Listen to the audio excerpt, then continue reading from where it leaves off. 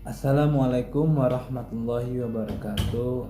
Perkenalkan, nama saya Haris Aditya Nugraha, NIM 1801202011023. Nah, pada mata kuliah antena dan propagasi gelombang, kali ini saya akan mempresentasikan suatu jurnal yang berjudul Pengaruh Posisi Antena Terhadap Sinyal Gelombang Antena Yagi Aluminium. Langsung saja kita mulai. Apa itu antena? Antena adalah suatu alat yang digunakan untuk memancarkan gelombang elektromagnetik atau menerima gelombang elektromagnetik. Antena Yagi adalah salah satu pilihan penguatan perolehan sinyal. Antena Yagi memiliki komponen utama, yaitu sebuah driven element yang merupakan dipole aktif dan sebuah elemen yang berfungsi untuk memantulkan pancaran dari driven element. Nah, antena itu ada dua jenis. Yang pertama sebagai pemancar, yaitu dalam istilahnya disebut transmitter, dan yang kedua adalah sebagai penerima yang biasa disebut dengan receiver. Nah, di sini problemnya kita akan mengukur jarak ataupun hambatan antena Yagi. Di sini tinjauan pustakanya yaitu apa itu gelombang elektromagnetik? Gelombang elektromagnetik adalah gelombang yang mempunyai sifat listrik dan sifat magnetik secara bersamaan. Gelombang radio merupakan bagian dari gelombang elektromagnetik pada spektrum frekuensi radio. Nah, rumus dari gelombang elektromagnetik adalah V sama dengan F kali lambda, yaitu kecepatan sama dengan frekuensi kali lambda. Yang kedua adalah parameter antena. Untuk menguji atau mengukur performa antena yang akan digunakan memerlukan parameter-parameter antena, yang diantaranya adalah direktivitas antena atau yang bisa disebut direktivitas, gain antena, pola radiasi antena, beamwidth, dan bandwidth antena. Nah, ini penjelasannya ini. Direktivitas antena itu merupakan kemampuan yang dimiliki antena untuk memusatkan energi dalam satu atau lebih ke arah khusus. Kemudian gain antena. Gain antena adalah karakter antena yang terkait dengan kemampuan antena mengarahkan radiasi sinyalnya atau penerimaan sinyal dari arah tertentu. Kemudian yang ketiga adalah pola radiasi antena. Pola radiasi atau pola antena menggambarkan kekuatan relatif medan yang dipancarkan di berbagai arah dari antena pada jarak yang konstan.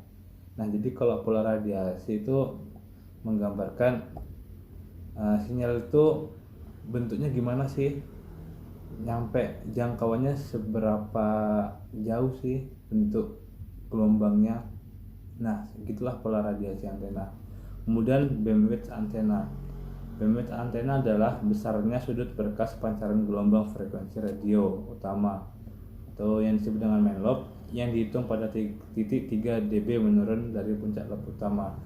Nah, dari pola radiasi antena itu memiliki 3 bagian, yaitu main lobe ataupun lobe utama. Yang kedua adalah side lobe, yaitu lobe samping, dan yang ketiga adalah back lobe, artinya itu adalah lobe yang belakang.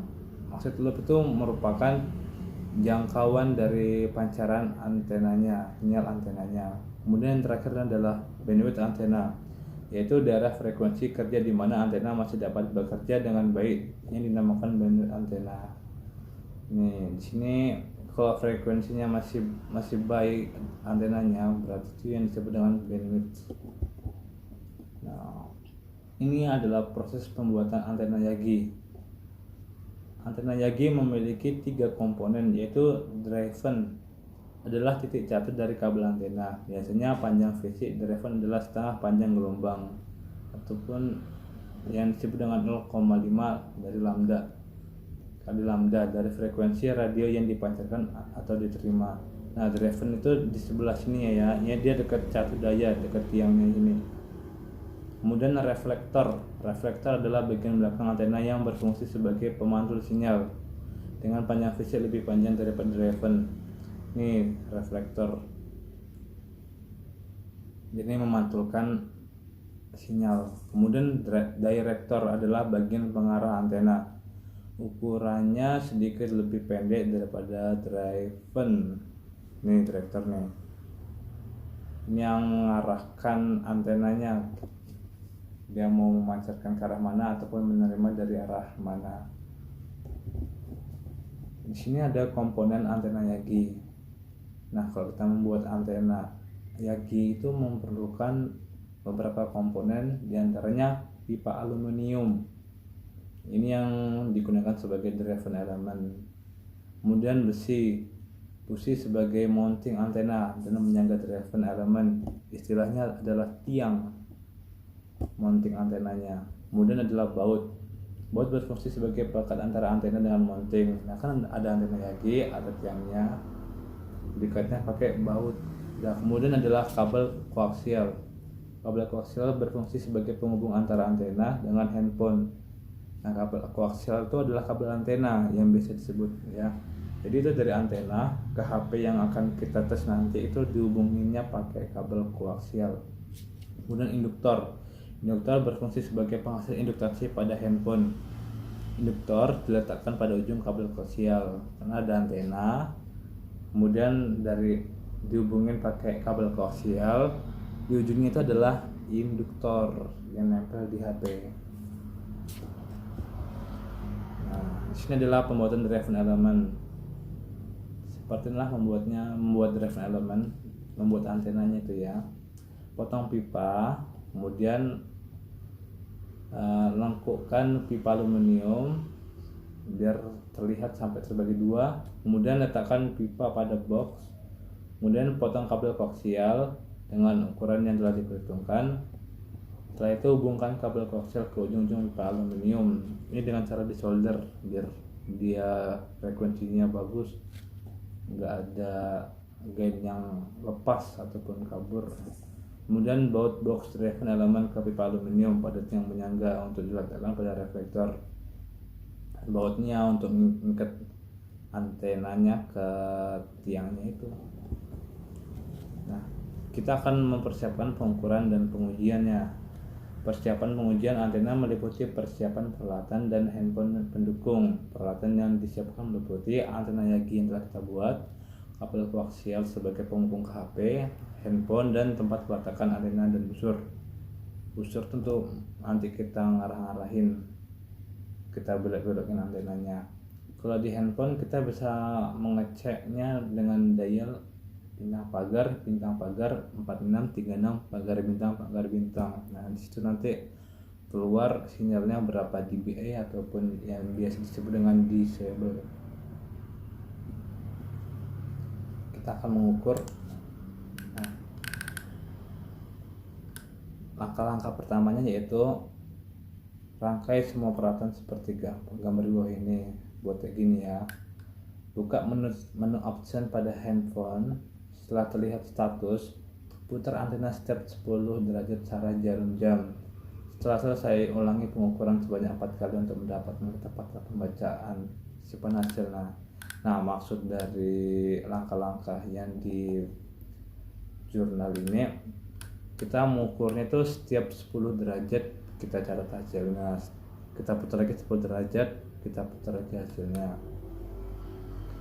Nah, di sini ada tabel 1 ini yang enggak menggunakan antena Yagi. Ini yang tidak menggunakan antena Yagi.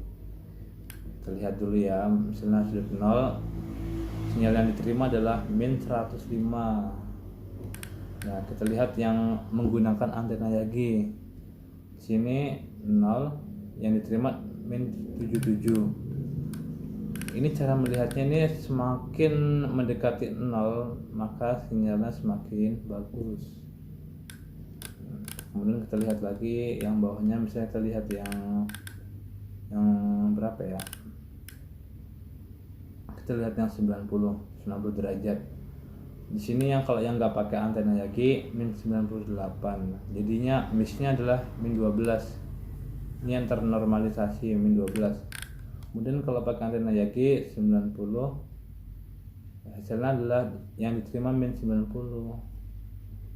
Nah, jadi antara 98 dan 90 kan lebih bagus 90. Jadi kesimpulannya, ini kan banyak datanya, bisa dilihat nanti.